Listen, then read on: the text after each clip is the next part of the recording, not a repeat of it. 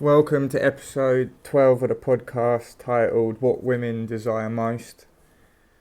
This is the first episode I've done in ages, but that's because I've been on summer holidays, so I've been up and down the country seeing friends and family, and I'm back now though with this one, which should hopefully be interesting. So it's called What Women Desire Most because that's a riddle that a knight has to solve. He has 1 year to solve it, and if he doesn't, he gets his head cut off.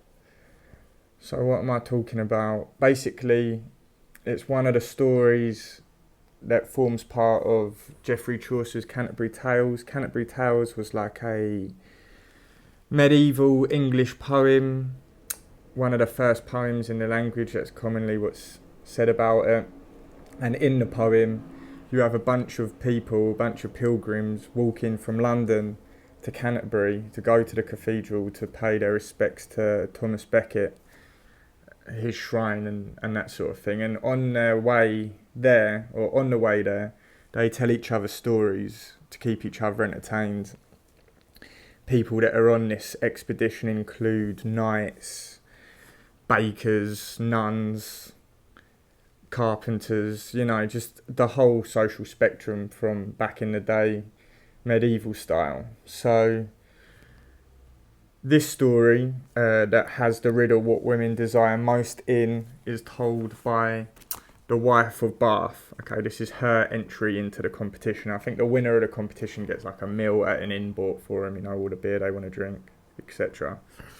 So I'm going to read like the first page and a bit of the story, and then I'll just tell you what happens in the rest of it, because I'm not a voice actor, as you can probably tell, but I'll start reading it and then we'll go from there. So the wife of Bath's tale, what women most desire. In the old days of glory, when King Arthur's round table stood in Camelot, chivalrous knights sat and talked of love, damsels embroidered tokens of love. Squires composed love songs, and jousts were fought over love. Hardly a word was spoken that was not of love. Only when men and women met did they talk about the weather instead. How blue the sky is, lady, a young man would say, and how warm the breeze, she would reply. And how is your mother, he would ask. Quite well, considering the weather, she would answer. Then he would bow and she would smile, and they would go their separate ways. So it was at Camelot until the hot-blooded... So it was at Camelot until the hot-blooded Sir Salvio met one day with a lady in the wood. How blue the sky is today, said the lady, smiling encouragingly. Almost as blue as your lovely eyes, lady, he said. The lady blushed. How pretty the water glistens in the brook. Almost as sweet to taste as a kiss of your lips, said the knight, and he helped himself to a kiss. The lady picked up her green skirts and shrieked and swooped like a parrot in and out of the trees, all the way back to court. So the other romantic knights... So the over-romantic knight was summoned before the assembly of the Round Table. This most starless of knights, said King Arthur, has cast his shadow over an honourable lady in the wood. What punishment should he suffer? And it goes on to basically say, because he's broken this chivalrous code, it's a death penalty. The knight, Salvio, apologises and accepts his fate, but he asks Queen Guinevere, Lady Guinevere, King Arthur's missus, what he did wrong, because he's not sure. She tells him you can't just go around kissing people without asking their permission. It's basic stuff, but she does find him attractive, as do, we learn through the wife of Bath, all the other court ladies. They describe him as, where is it? Where we go? The Queen herself looked with regret on Sir Salvio. His hair was the colour of powdered sage and as curly as the tendrils of a honeysuckle. So she's looking at him and thinking, this is a shame that he's got to die. Especially as he says he doesn't understand women, and when he's apologising, he says, I thought it was okay to do that. Anyway, so just as King Arthur's about to kill him, she says, well, actually, let's do this instead.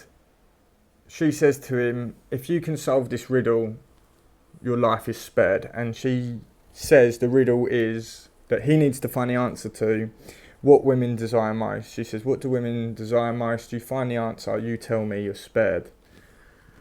So King Arthur gives him a year to do it. He's very happy. He goes off. He thinks to himself, well, what do women like most? He thinks beauty straight away, and then he thinks money. And then he's thinking, God, there could be so many different things that they desire. What's the one thing they desire most? He then bumps into a country girl, like a farmer's daughter, and she's with a shepherd. And he says to her, what do you most desire? And she says, to be married. So he gets out a little feather quill and writes that answer on his shirt. Walking home, he sees a nunnery, and he thinks, oh, well, that can't be right. The answer he's just heard, because some women never get married. So he sees a nun at a shrine praying, and he asks her what she most desires, and she says bitterly, ironically, that she desires more than anything to be a mum. So he writes that down on his sleeve with his feather quill, and he's thinking, right, there's two different answers. What am I going to do? He travels the world. He goes to a hot country, dances with women, hot-blooded, dark-skinned, cultures that love music and passion, and that's their answer when he asks the women from those sort of places. He then goes to a wasteland. Women tell him that they desire most a meal for their child because they live in a desolate environment. And on he goes. It comes up to a year, and he's thinking, right, I've got to go back. He's a knight. It's a story. It's all about honour. Yeah, that's the vibe it's going for. So he's like, right, whatever. Even though his shirt's covered with so many different answers, he's like, right, I've got to go back. I've got to face this test, though he doesn't have the answer. When he's riding his horse through the wood just before Camelot, he sees like an old lady that's described as a hag, you know, like a really quite nasty language towards this old woman that like lives in the woods. And he's like, look, I need to wash my shirt. I'm about to go in front of the king and queen. I look like a state. He says to the woman, look, wash my shirt. He takes it off. She looks at it and she's like, oh, these are all things that women would say they would like. And he's like, yeah, well, that's because it is. He tells her his situation, and she then goes on to say, well, I can tell you what women most desire. And he says, you can, but I've probably heard it before because I've been going around the world for a year asking as many different women as I can, and I don't have the answer. So she says, well, I'll tell you, but if I tell you and it's right, you have to marry me. And he's like, yeah, sure, whatever, it's not going to be right. She tells him that what women most desire she tells him what women most desire is to have their own way in everything. And he's like, righto, thanks. She washes the shirt. He goes to court. When he's there, he's kneeling before Arthur and Guinevere, and she says to him, well, what's the answer? He looks to his shirt sleeves, he looks to his shirt, and of course it's been washed, so he doesn't have any answers, and he can't think of any. Of all the different ones he's heard, the only one he can remember is the one he was told most recently, which is from the old hag in the wood. And he says what women most desire is to have their own way in everything. Bingo, it's the right question. Guinevere's shocked. He can't believe it. Jubilation, much celebration. And Guinevere says, how did you know the answer to that? No man's ever worked that out. And before he can answer, the old hag's standing in the palace. And she's like, oh, I told him, and now he's got to marry me. Salvio's reaction to this is he jumps in front of King Arthur and puts King Arthur's hand on his sword and says, cut my head off. I'd rather die than be married to this old woman. Please, just kill me now. If that's what it is, I'd rather be dead. And this old woman won't have any of it. She's like, no. You said, well, we made a deal, and now you've got to honour that deal. Guinevere says, like, look, it's chivalrous codes, you've got to accept it, have a wing in our castle. And Salvio's gutted, properly gutted, crying. it's a sham wedding. Sham because he's just not into it at all. And anyway, he's like, right, let's go. He calls the wedding early, and he's like, right, let me take you to bed. The old woman's like, no, you're going to carry me to bed because I'm your bride. He carries her. He's crying the whole way up. He puts her in the bedroom, the bed chamber, back in those days. And he says, look, I'm kipping in the next room because this is horrendous. And she says, no, of course you're not. You've got to stay in bed with me. That's what husband and wife is. This is our wedding night. So he stays in bed with her. And she's like, why are you crying so much? And he says, because you're ugly. And she laughs and she says, is that why? Because I'm ugly? And he says, well, yeah, of course, I always imagine myself marrying a really beautiful woman, a court lady. I'm an attractive guy myself, and I'd always dreamed of that, and now I'm married to you and my life's over. And she says, I thought you would be happy that I'm so unattractive. And he's taken aback by this and says, how would you work that one out then? And she goes on to say that all the married men that she knows that are married to beautiful women are always paranoid and always worried about them. Knights back in the day in which the story's set are always questing and going to war and taking their horse to the stables, and while they're doing that they're thinking, where's my wife, what's she up to, who's she chatting to, some real jealous paranoia. And he thinks, yeah, that's a good point actually. Of all the beautiful women I've met, I wouldn't trust any of them. So this is saying something about his character. But he blinks, and then when he opens his eyes, sure enough, this old woman's transformed into the most ethereal, beautiful woman that he's ever seen. It turns out that she's a fairy from olden times. There's a few of them left, and he's in front of one, and he's like, what's going on here then? And she's like, look, this is my true form, and now it's up to you to decide whether you marry me, or you can decide and I'll stay like this forever, like the most beautiful woman in the whole kingdom, but you'll always be worried about me. Or you can have me as the old woman, but I'll be mad loyal and you'll never have to worry about me. The decision's yours, but you got to decide now.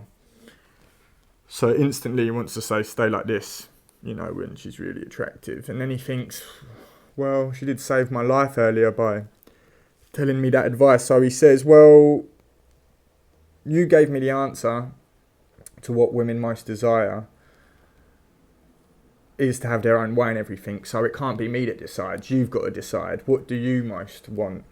You've got to have your own way and everything. So what's your own way with this? Do you want to be the old lady or do you want to be the pretty woman? And she replies by saying, look, listen, that's the right answer. And now you can have both.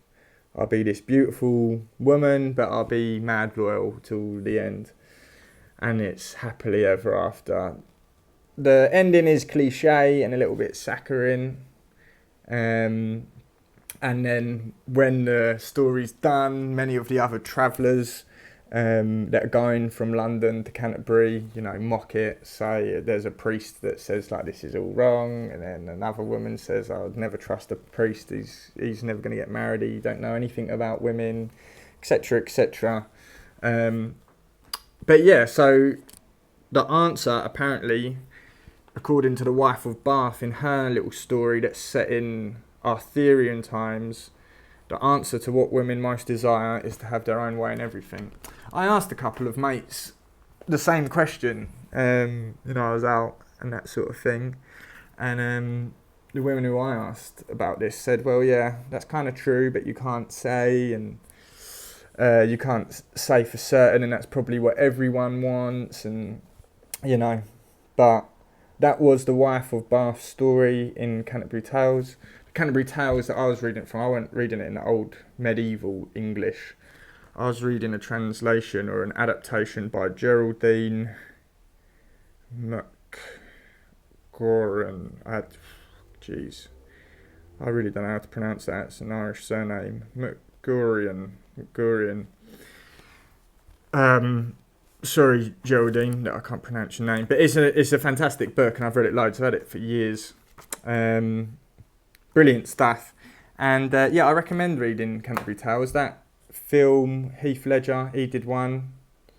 Is it called Canterbury? No, Knight's Tale. That's one of them that's in there. There's loads. They're all quite silly. There's an adaptation I saw years ago when I was at school that's got like Billy Piper in, and they're all quite bawdy and, you know, soft eroticism and just silly. But they're good. Anyway, I hope you liked that, and it was a little bit more lively than you've been used to. If you're still listening, thanks a lot. Like the video if you liked it. Let me know if you've read Canterbury Tales and all that good stuff. Anyway, I hope everyone is good, and all the best, as always.